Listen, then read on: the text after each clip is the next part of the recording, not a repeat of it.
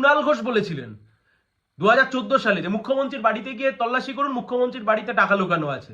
CBI গেছিল সেদিনকে, CBI এর কাস্টাডিতে ছিলেন সেই সময়তে, সিবিআই মামলা দেখভাল করছিল। মুখ্যমন্ত্রীর কাছে সেদিনকে সিবিআই গিয়েছিলেন, মুখ্যমন্ত্রীর কাছে সেদিন সিবিআই যাননি।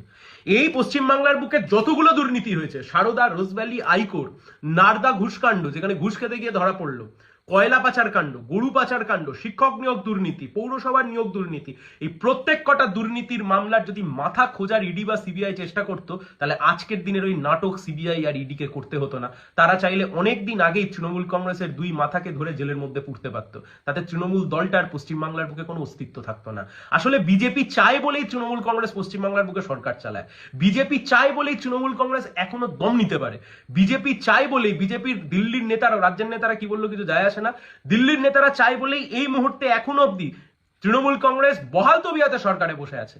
আজকের ঘটনা আরো একবার চোখে আঙুল দিয়ে প্রমাণ করিয়ে দিল, একদিকে তদন্তের নামে, অভিযানের নামে একটা নাটক চললো, প্রহসন চললো সারাদিন ধরে, আর ঠিক তার অন্যদিকে মুখ্যমন্ত্রী গিয়ে অদ্ভুতভাবে একই সময়তে গিয়ে সেখান থেকে সমস্ত কিছু নিয়ে গটগট করে বেরিয়ে আসলেন।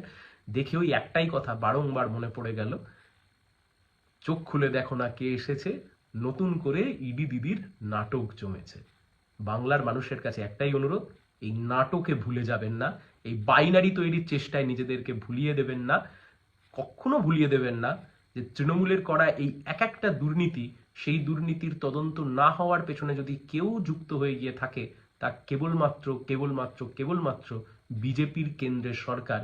এই কথা শুধু আর আজকে আমরা বলছি না, তৃণমূল বা বিজেপির সাংসদ, তমলুকের সাংসদ প্রাক্তন বিচারপতি অভিজিৎ গঙ্গোপাধ্যায় পর্যন্ত আজকে একই কথা বলতে বাধ্য হচ্ছে।